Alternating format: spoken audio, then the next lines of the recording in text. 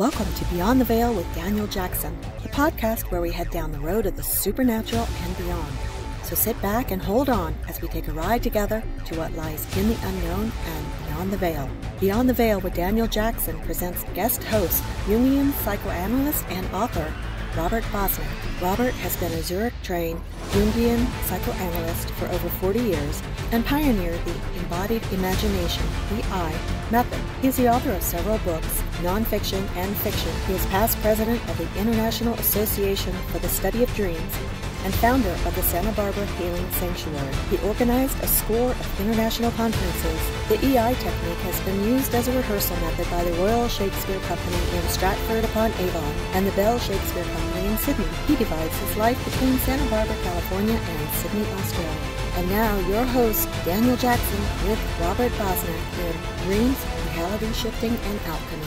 Hello and welcome to another edition of Beyond the Veil with Daniel Jackson. Me, your host, Daniel Jackson. And today we have on the show Robert Bosnak. He is an alchemist, more or less, right? Is that correct?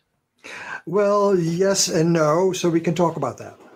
Okay, then we'll talk about that. So you tell my audience, Robert, what it is that you do. All right. So my day job is that I'm a psychoanalyst and I'm specialized on dreaming, and I am a fiction writer. Oh. And in my fiction writing career, I have just written a series of novels, a saga about alchemy, because I've been involved in alchemy for the last 50 years, studied it, and find it a very useful system of metaphors, ways to understand the world, ways to understand life, ways to understand change, because we're constantly going through change. We're constantly going through transformations, and alchemy is the study of transformation, transmutation. And so we're constantly going through that. And so I've just had 4 novels come out this spring. They're at Amazon, and we could talk about that. It's called Red Sulphur. So you've written 4 novels, and you put them all out all at once? Yes, because it's a saga.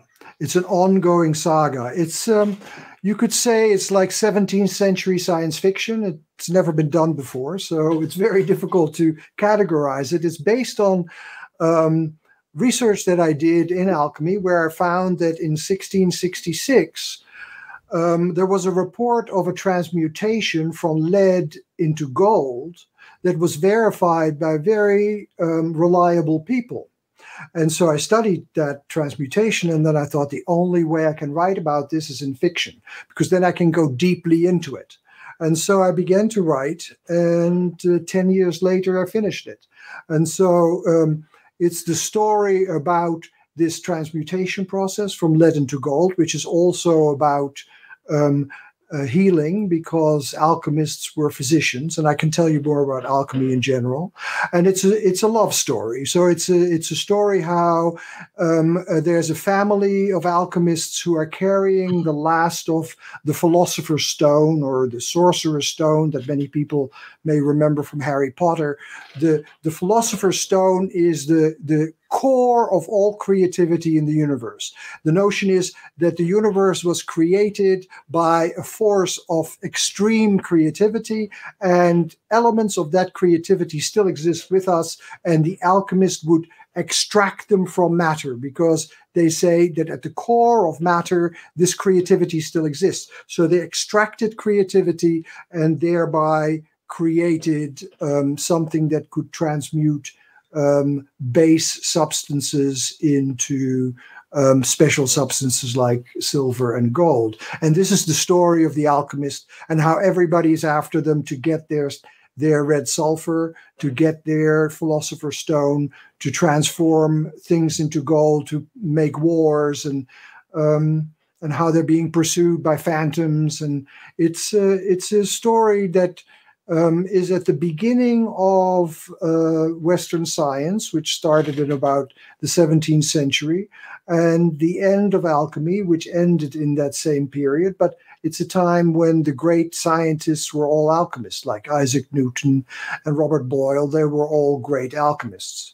So it's a very tumultuous period in the Western world and the Western mind. And I'm glad to see a cat behind you. Yeah. And didn't realize he was in the room. Yeah, but he is now. Cats are very important in this whole field of what is called the supernatural. But Sure. alchemy is not just the supernatural. Alchemy is actually about the natural world. Yeah, absolutely. I believe that as well, because I mean we are able to use what we do have here to a lot of things to heal ourselves, and Absolutely, it's just there's no possible coincidence that these things are here. We can't just sit around and just do nothing. So we had to learn how to use everything that's at our hands, and yes, a lot at our feet to find out what does and what does not work with us. So getting into and also I'm sure with your story, even though you say it is a fictional book, with any type of fiction, there's always some kind of truth as well. Oh God, yes, no, it's all the figures in it are historical figures. The alchemy that I use is historical alchemy. So no, it's all based on a historical world, a world that really existed, and is very important to us because we believe that the birth of science was incredible progress. Well, yes, it was progress. It made it possible for us to talk like this. That is all science. But we also lost something, and I'm also interested in what we lost. We gained something and we lost something. And what is it that you believe that we have lost?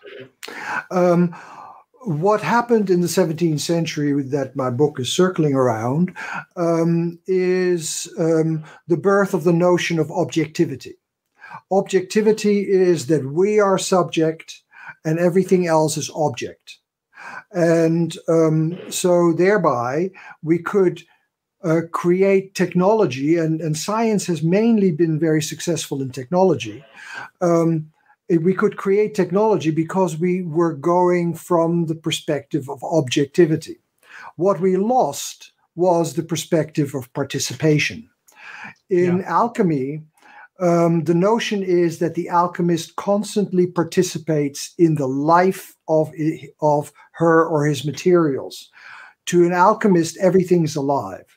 So the metals are alive, and the metals for the alchemist are highly concentrated cosmic forces, highly concentrated creative forces, out of which the alchemist had to extract the creative essence to make the philosopher's stone. And they did that by letting the metals self-manifest. So it is allowing the self-manifestation of nature instead of us working on nature, which created this incredible ecological disaster that we're now having, because the nature is object, we are subject, and we can do anything to the object. But if we have a subject-to-subject relation to nature, we can't just do a rampage on it, because it's a subject, it's a thou, it's an other. And so this notion of nature as other, and that we're constantly communicating with nature and nature's talking back, we've lost the patience. We've lost the patience to listen to nature. Yeah, we don't pay attention to the world enough as it is. It's my belief one of the things we've lost in this world is the true value in this world, which is ourselves, and we're trying to replace that with technology instead. But we have lost the true value of this world itself, and all the everything in it within nature that could help us. We're trying to lean more towards technology than anything else, because everybody wants everything right now. When they don't take the time to actually to explore a little bit more. I mean, there are parts of this world that we have yet to explore, even within like the rainforest or up in Antarctica. There are so much more that we could explore, but people seem to find that it's the big billionaires think it's more important to get on a rocket ship and go to a dead planet instead of taking care of the planet we have here, which could help us even more. Let's not underestimate the power of technology. You and I are talking because technology exists. So technology has a great importance. It's just not the only thing. Yes, and that's what I was just about to say. It's not the only. We shouldn't just rely on technology itself. We have so much more that we could do beyond technology. But it seems the younger generation is more fixated on the technology part and trying to improve that and trying to prove our own self-being. Well, I disagree with that. I think that there are a lot of young people that are tremendously interested in other realities. For instance, on TikTok, where I'm very active, on TikTok, there is a group of millions of young people who are very interested in other realities and how to access these other realities. There's an enormous interest. Let's not underestimate that.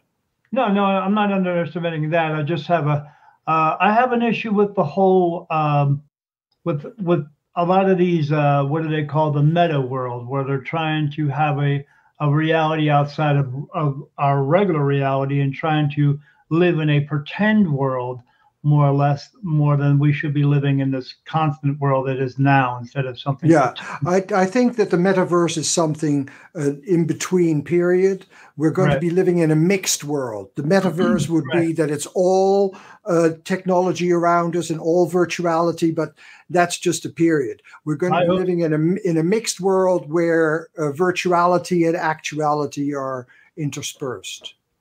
Yes, I hope so, because I hope it just we don't stay in that, but we don't tend to stay in any of these types of things. Correct. Absolutely. Yeah. We get a little bit mixed up. We get a little bit too far into something, and then it eventually learns to. Well, I think that virtual reality is already something that is a little bit of the past, because what we're now exploring is mixed reality or augmented reality, in which virtuality and actuality intermingle. I agree. And I hope it stays in that sense of it will. of the exploration part of it, right? And not just getting too focused on what we're doing right at that moment. So let me ask you some questions here. So you also said that you talk about you do some work as well with dreams as well. Can you touch on that a little bit? Yes. Well, I've specialized, been specialized on working with dreams for the last 50 years, and so I have worked probably between 40 and 50,000 dreams, and I spent a lot of my life in the dream world through other people in their dream world, and I have found that the dream world, while we're dreaming, is a reality. And you can enter that reality and re-enter that reality, and become immersed in that reality again. And through my work, I've developed a flashback technique, a way that you can flash back into dreams and that they become environments again. Because while dreaming, you are in a world that you experience as physical and as real, and where you are convinced that you're awake. That world we can get back to through flashback techniques. Flashback is something that happens naturally to people who have been traumatized. Once they're traumatized, they can suddenly naturally flash back to the event that traumatized them. We can artificially use that memory, that flashback memory, to flash back into dreams, and then suddenly the dream will reestablish itself as a reality around us again, and we can explore it, and not just from our own perspective, but also from the perspective of other elements in the dream. Because you can work a dream from your perspective, but also from the perspective of a dog over there, and a house over there, and a tree over there, because everything in a dream is imagination. So you can enter into any aspect, you can enter into any perspective, and thereby you get whole different ways of looking. And and experiencing and feeling it with your body. The technique that I developed is called Embodied Imagination. You can feel it in your body. You can feel it throughout your body, but you can move out of your habits, because what we are limited by is the habits of our consciousness. And what is really important is to break through the habits of consciousness. That's also what the book is about. We're trying to break through the habits that we have of seeing the world a particular way, because alchemy makes it possible to just... Yeah, my wife has very vivid dreams. Sometimes she tells them to me, and when she wakes up for these dreams, she believes as though when she wakes up from it, she has to figure out that she's still here in this reality, because when she's having the dream, she feels as though it's actually happening. It is actually happening. Yeah, no, it is actually happening. Yeah, it is, because our brain cannot distinguish between dreaming and waking. Our brain cannot distinguish between image and physical reality. So in a dream, you are in a real world. She is in a real world. Whenever she's dreaming, she's in a completely real world. It's just an other reality than the reality she wakes up into. And the problem is that she wakes up into a reality of Western culture, and the reality of Western culture says, oh, it's only a dream. And so it immediately denigrates dreaming and sees it as a lesser reality than waking reality, which of course it isn't. Right. Yeah, she'll tell me about the dream, and it's like every time she has these vivid dreams, the next part of it's just each dream is a next part of that other dream that she had. It's just a continuation from one to the next. She's going from one place, and then the next night she has a dream, and it's a continuation from the last dream, and it's just another place that she's being. So yeah, and it's very, very vivid. She tells me about. I mean, I have dreams, but her dreams, it's a whole complete story. It takes her 45 minutes just to tell the story of everything that happened to her. I find it really amazing that she's able to do that, but I'm sure other people are as well. My dreams are just kind of, my dreams happened, and I have these one same dreams over and over and over again. It involves one place. Yeah, I much prefer those. I much prefer the short dreams, the dreams that have very little narrative. They are the usual dreams. What your wife is experiencing is unusual.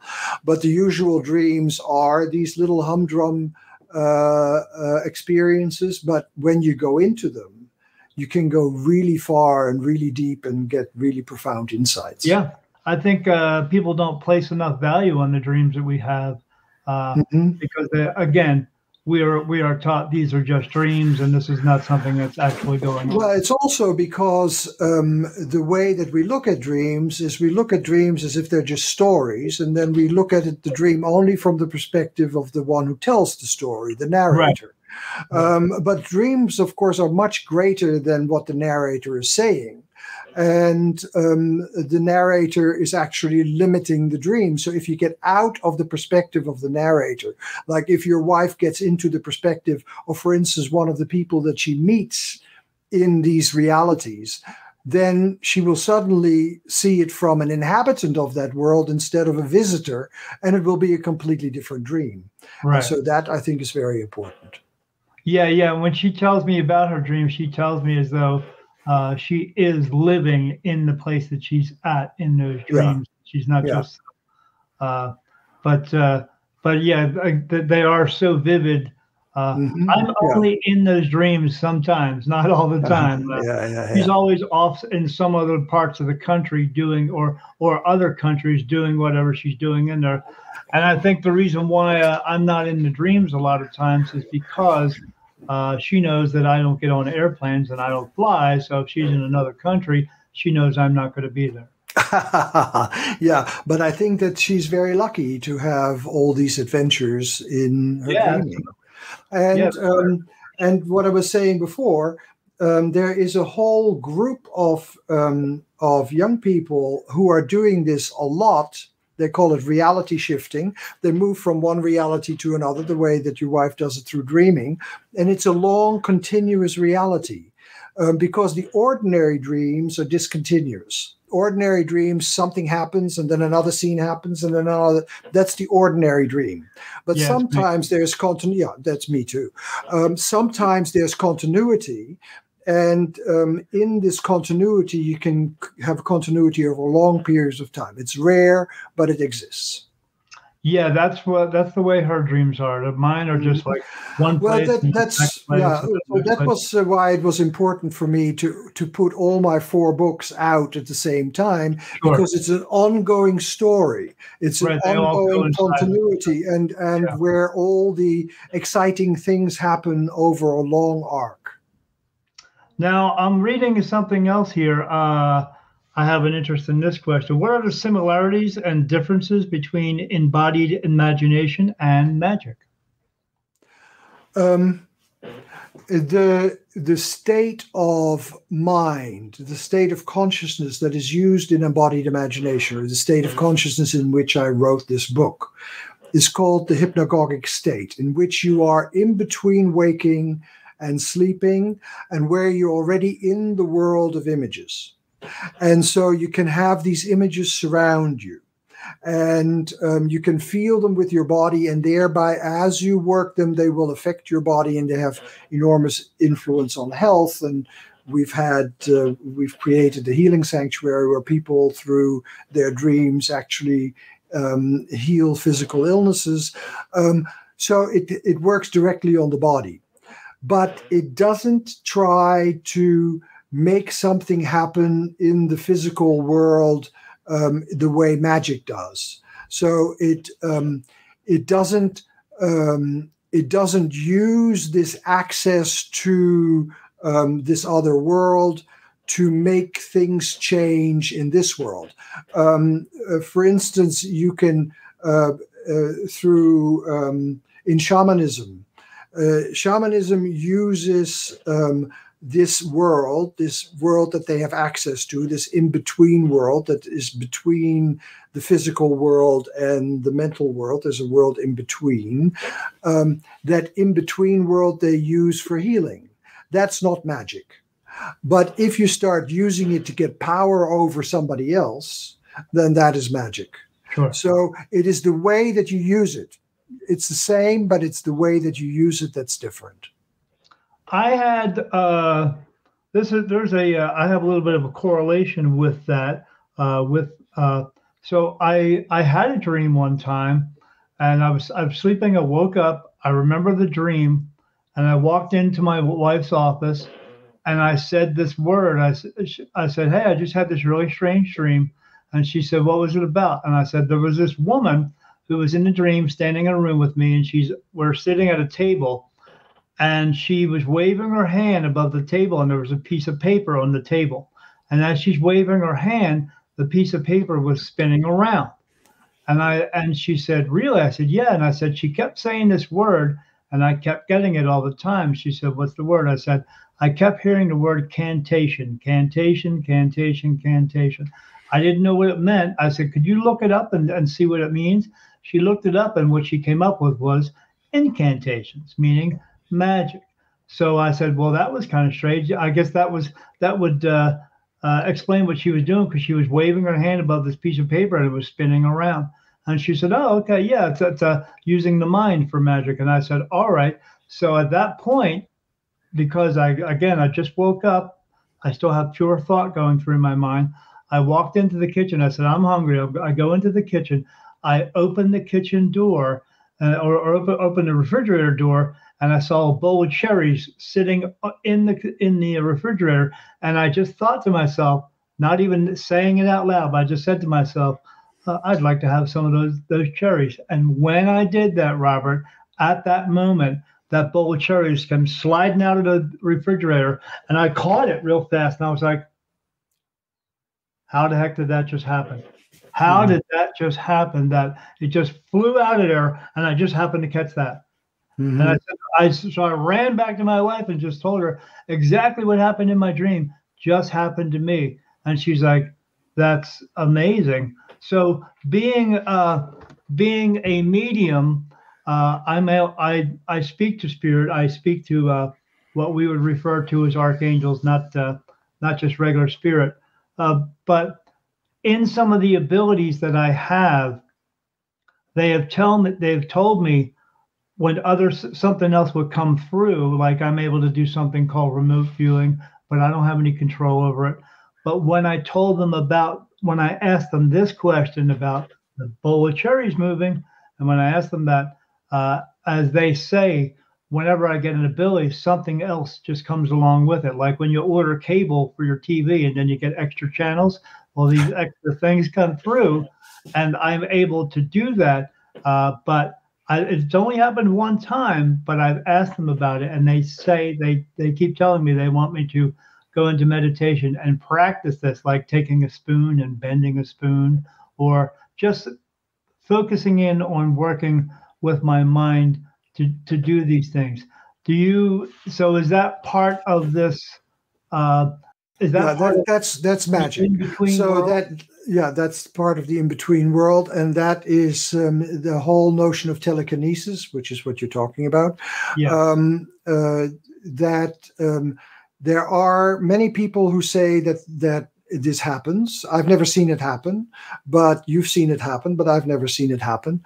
And in many different... It freaked me out, so it scared me a little bit. Absolutely. It would freak me out. Yeah. Anybody who's not freaked out by this just doesn't have imagination and doesn't have a state of mind that is useful. I think that it is really important to see if you want to practice this, and if you want to develop this, if you want to develop telekinesis. I wouldn't want to, because it's not what interests me. And incantation can mean many different things. Incantation doesn't necessarily have to be about magic. It can be that you can do an incantation for healing. You can do an incantation of change that you want to have happen to you, because it's a chanting, right? Incantation and chanting comes together. And so it is something to use power, but it depends what you want to use the power for. And for me, it is always, as it was for the alchemist, that it's about healing. Yes. If you can use that power for healing, then that is a very... Yeah, and I believe that's what they want me to do as well as that. So I get touched for yes and no answers, and as we're talking about this, and you just mentioned healing, I just got touched I get touched for certain yes and no answers, and they just touch me for a yes. Because the interesting thing about alchemy, of course, is that most of the alchemists were physicians, and they used it for making medicine. And their goal was to make what is called the panacea, which is the universal medicine, the medicine that can heal everything.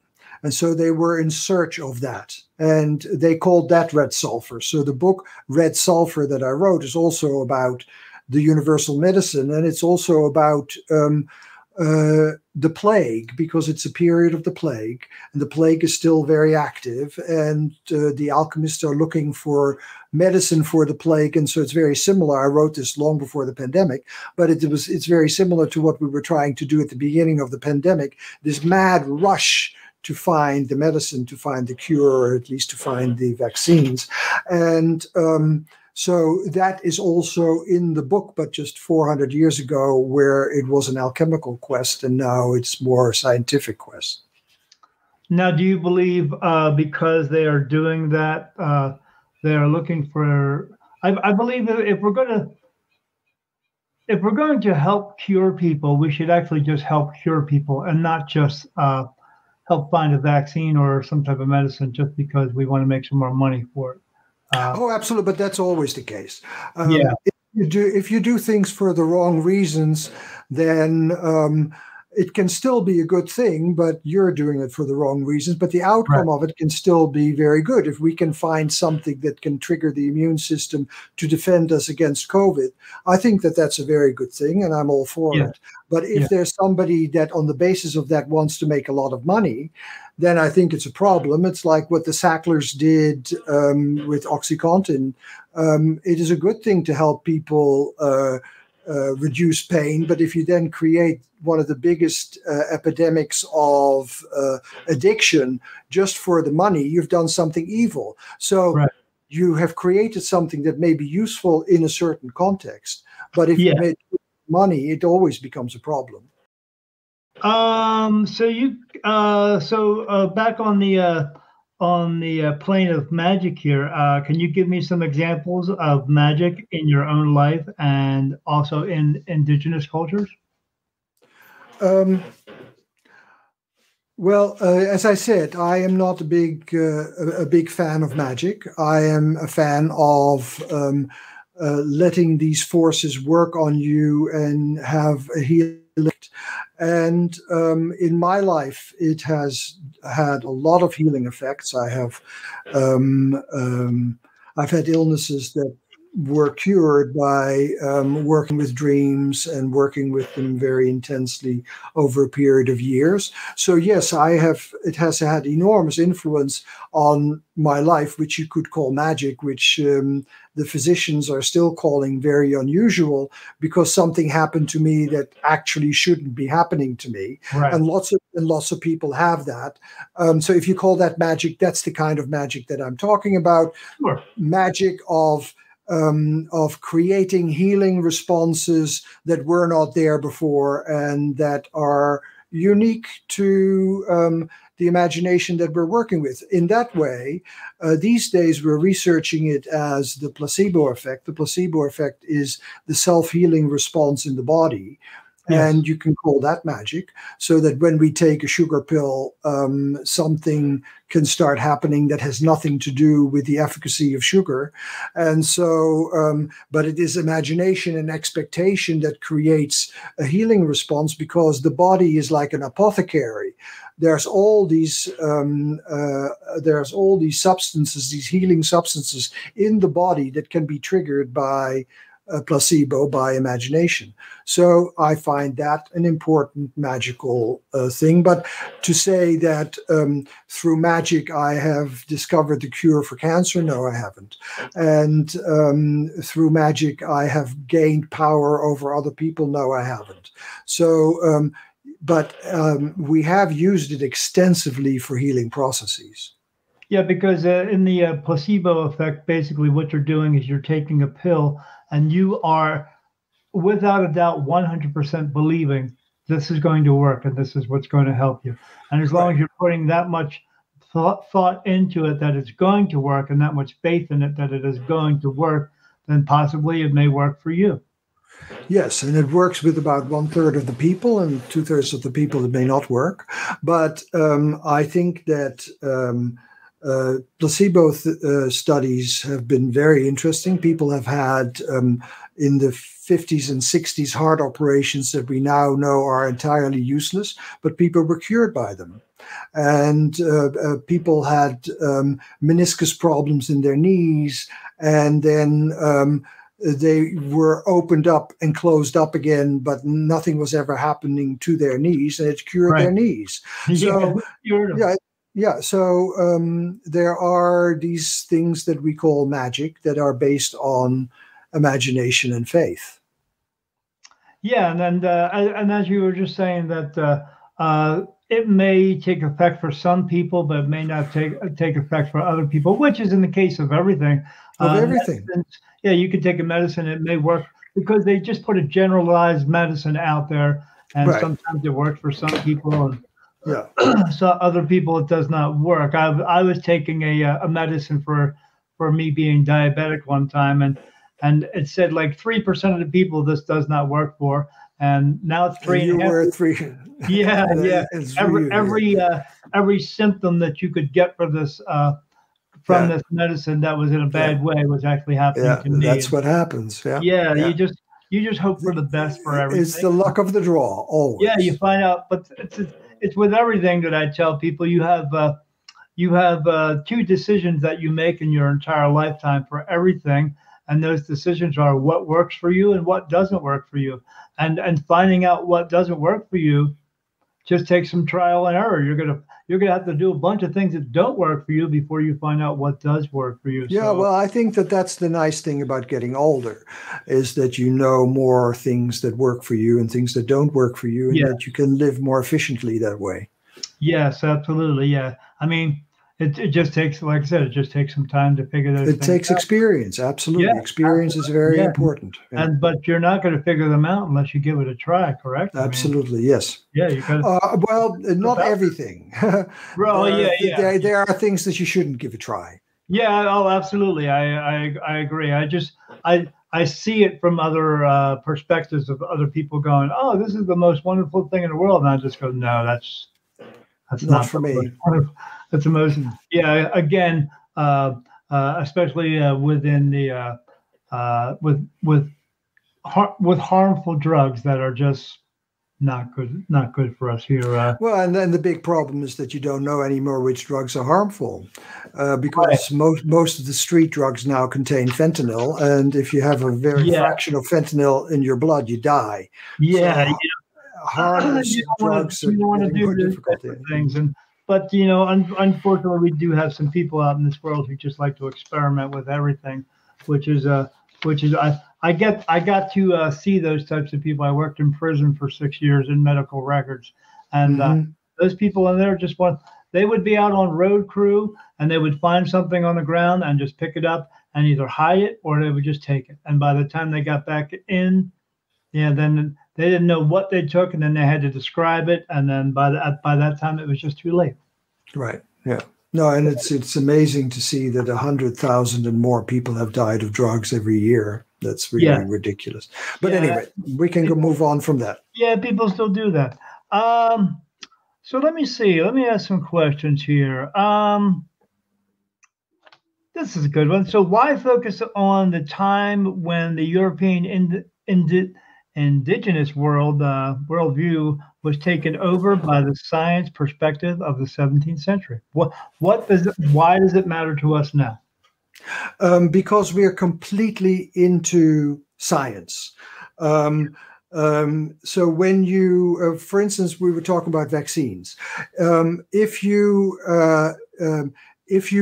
look at the huge vaccine debate that has been going on, the people who were against vaccines did not roll out their priests. They rolled out their scientists. Yeah. So we all believe in science, whether we're on one side of science or the other side, but we all believe in science. Yes. You don't call your local priest, you call a scientist. And so what I think is very important is to realize that by being completely taken over by science, which has basically happened in the 17th century, we thereby lost an entirely different attitude. And that is the attitude of participation, that we participate in things, that we participate in this world. We don't just, as science does, we don't just use this world. We don't just use it in a utilitarian way, but we participate in it every day of your life. You are constantly participating in a world around you, and the world speaks to you. And you can allow the world to speak to you. And that's the alchemical notion, that you can allow the world to speak to you and that it's a two-way conversation. Since we've lost that, and since nature is no longer a two-way conversation, but we can do anything with nature that we want, we got into this enormous ecological crisis that we're in now. And so I think a shift that moves to somewhere in between, that we use the objective nature, that we use the objective nature that creates technology, but we don't use it to the point that we become dissociated. Because what has happened is that most people are dissociated from nature. They're dissociated from what we call objects, and they become just things that you can manipulate. So thereby you can manipulate the world without really participating in it. And that's something that we've lost. And therefore, I think it is really important to go back to the beginning of that, which is the 17th century, and to look at it from the perspective of these alchemists, from the perspective of that you can still access the creativity that exists in the world and use it to make something happen that otherwise wouldn't.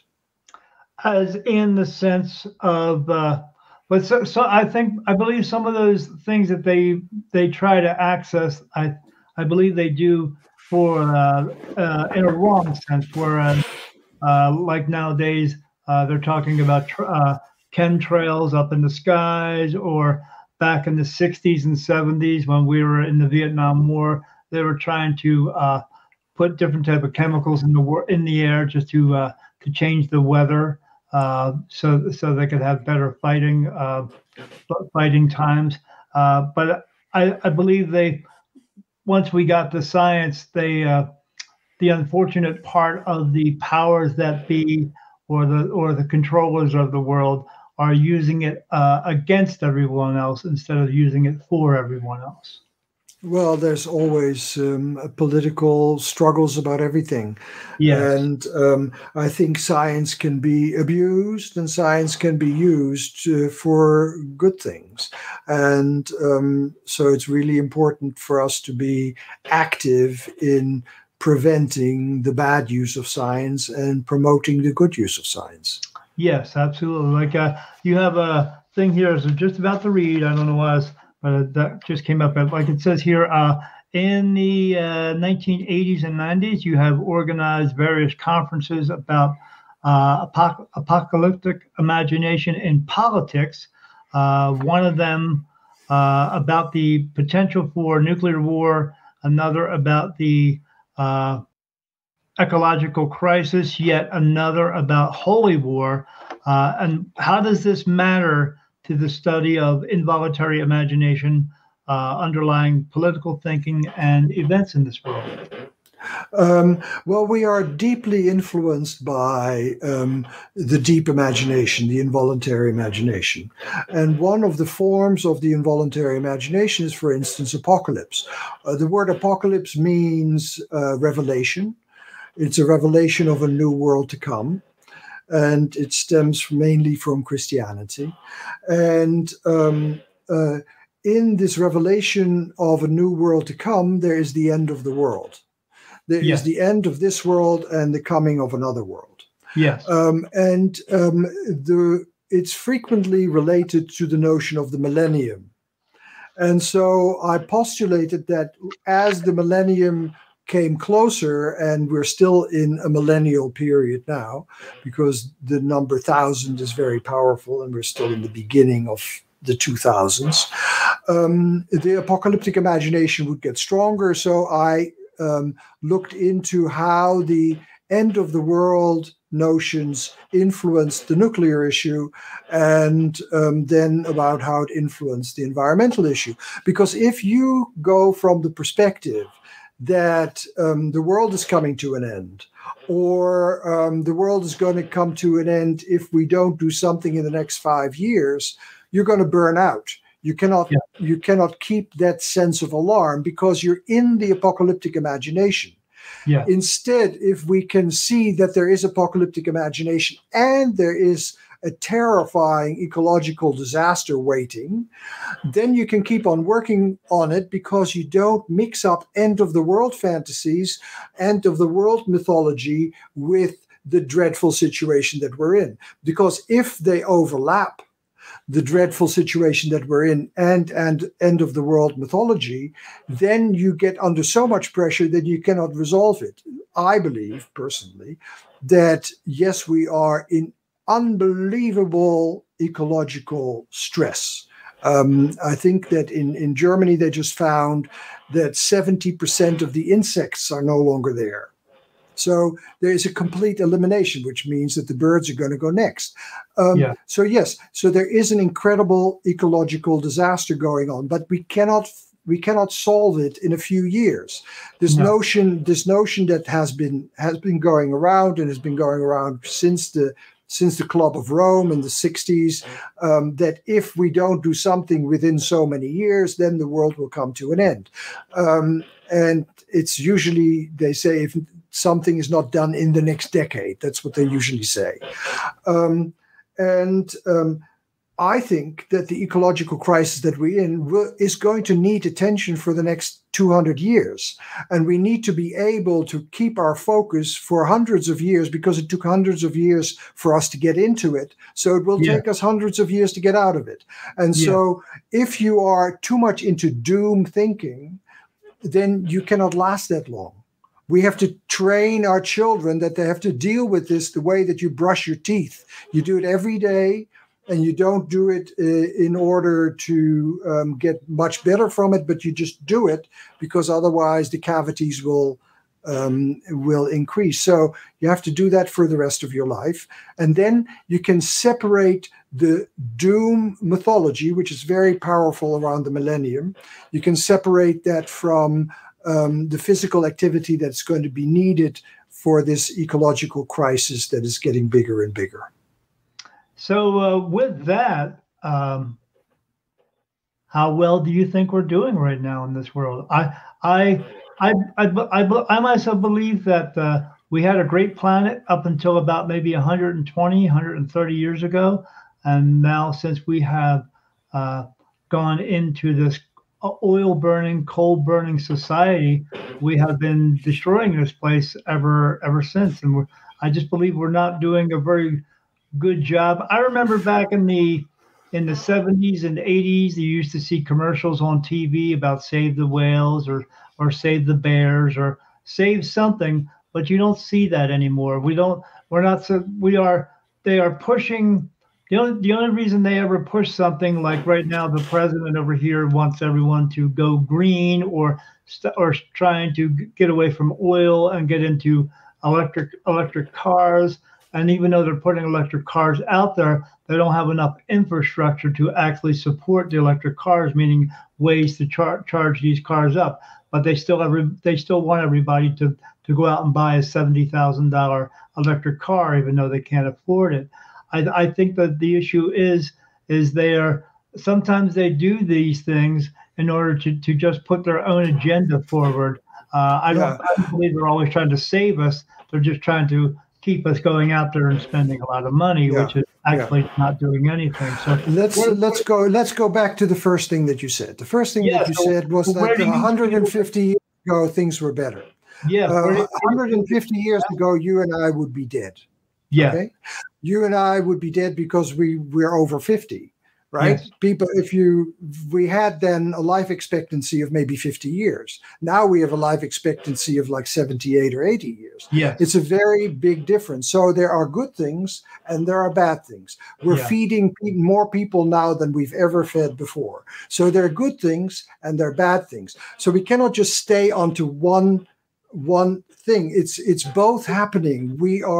There's more and more people are being born, but we're also feeding more and more people. There are more and more diseases that are happening, but we're also curing more and more diseases. So it's happening from both sides. So I always find it difficult to go at it from one perspective only. Sure. And and for instance, with the electrical cars, if we could create more solar power and all those kind of things, we could feed the electrical cars that way, but it won't happen overnight. The whole thing that I'm talking about is that if you are in a sense of doom, the world is getting worse and it's getting worse and worse and worse, and we're going to the end of the world, then you cannot do something that is needed to be done continuously over a period that's much longer than one human lifetime. Yeah, but I believe so. I believe when we started down this path of, like I said, using oil and using coal, we should have also had implementing other ideas as well, so it wouldn't destroy everything at the same time too. We didn't know that. We were in the Industrial Revolution, and the Industrial Revolution was a very important thing that put a lot of people to work, but it also sent a lot of people to the coal mines, and they got coal dust in their lungs and they died that way. Yeah. Everything has different elements, and we didn't know that we were destroying the world the moment that we were starting to use coal. No, we didn't know that. Yeah, and now we're at a stage where they're trying to force things down us where okay, we got to do this now and stop all that. But we have to learn to figure out how we can ease into it and not just stop one thing at a time, because it's too much of a stress and a struggle on everybody to try to completely turn from one axis to another axis on doing one thing and then doing another. As long as the slow movement, which I agree with, the slow movement is not based on the fact that people think that we are not in an ecological crisis. We are in an ecological crisis that is very, very dangerous and that needs to be addressed, but it needs to be addressed for the next 200 years. Yes, absolutely. As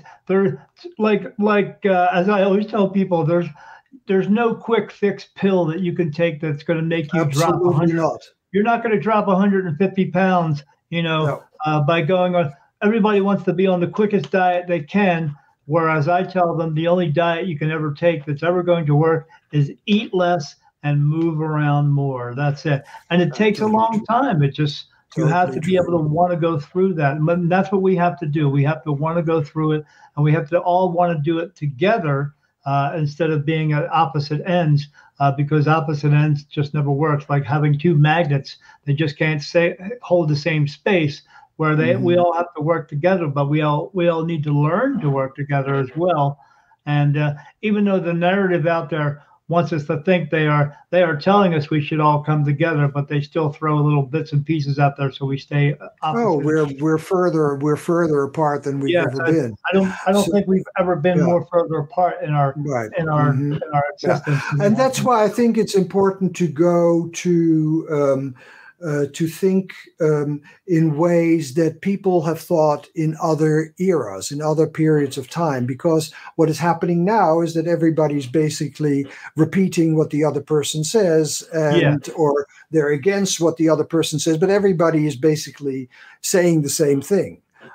From one side or the other, but everybody's saying the same thing. That's why I think it's so important to immerse ourselves in another era, to immerse ourselves in the time, for instance, the time of alchemy, where the thought systems were different and where people lived different lives. And these different lives were very creative and very rich. And I am showing in my novels how rich they were and how much we can learn from them and how much we can find in those worlds a new vision for our own.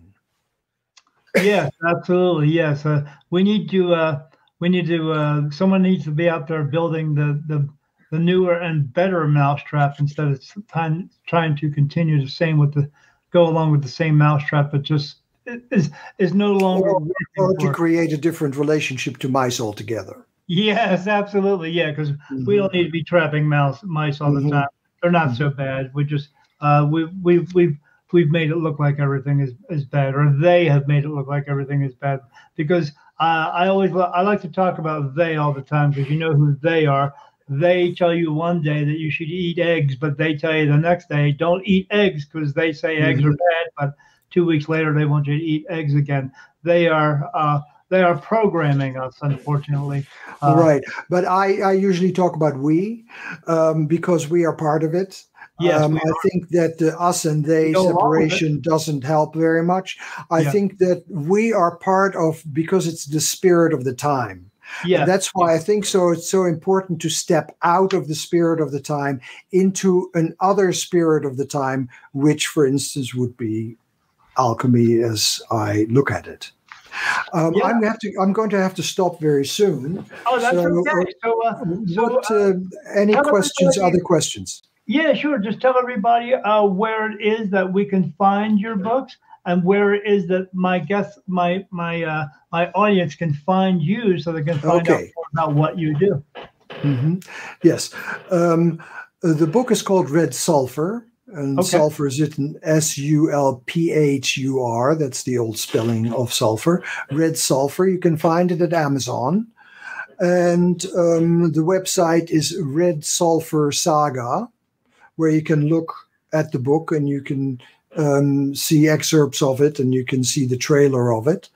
And for people who want to learn more about alchemy, they can go to jungplatform.com, which is written Jung, Jung as the psychiatrist, Jung platform in one word.com, and then look me up, Robert Bosnak, Robert Bosnak, and I'm a teacher there, and you can find all my teachings about alchemy.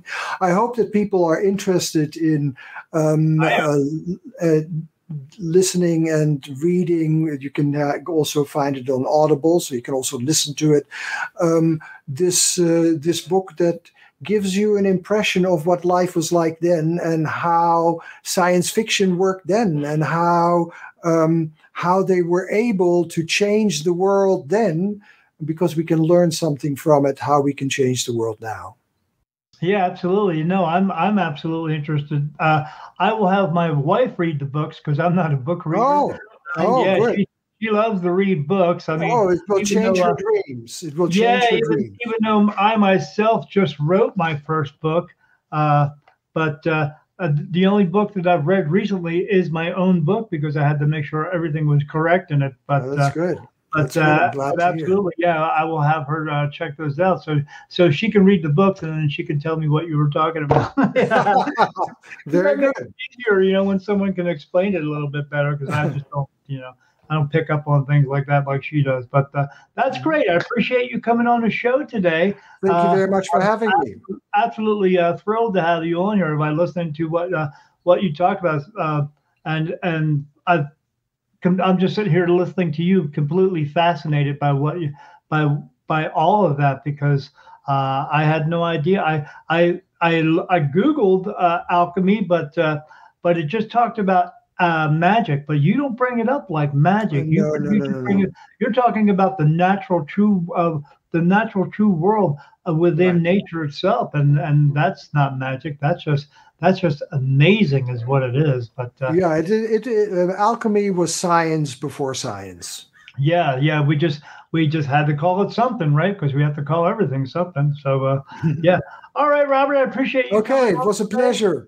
Oh, it was a pleasure talking to you. Thank you for having me. And I hope everyone out in my world here listens to Robert and looks him up, and because he's an interesting guy and an interesting person, and I love your accent. I think it's great. So just saying. So I hope everyone has a great day, and thank you for joining us here on Beyond the Veil with Daniel Jackson, me.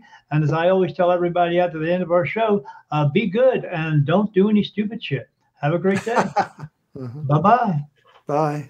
This was Beyond the Veil with Daniel Jackson with Robert Bosnak. Subscribe to our podcast so you don't miss any episodes. For more information about Robert, please visit him at www.redsulphursaga.com. redsulphursaga.com. His books are available on Amazon. Thanks for watching, and we'll see you next time on Beyond the Veil with Daniel Jackson.